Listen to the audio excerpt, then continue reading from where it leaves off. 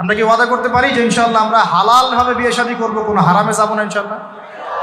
এই সমাজ থেকে জেনা বন্ধ করতে হবে, এই সমাজ থেকে ফ্রি মিক্সিং বন্ধ করতে হবে, এই সমাজ থেকে সমস্ত পতিতালয়কে বন্ধ করতে হবে।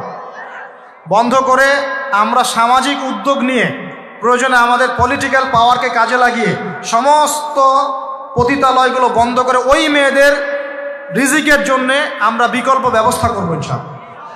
আমরা টাকা পয়সা একত্রিত করে তাদের জন্য কর্মসংস্থান করতে পারি না? এইগুলো কাজ করে নারীর অধিকার প্রতিষ্ঠা করা যায় না? নাকি রাস্তাঘাটে গাড়ির স্লোগান দিয়ে প্রতিষ্ঠা করা যাবে?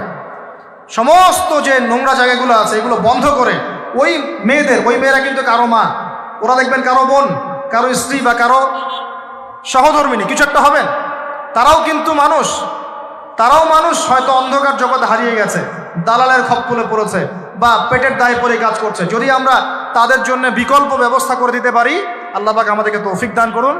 তাদের জন্য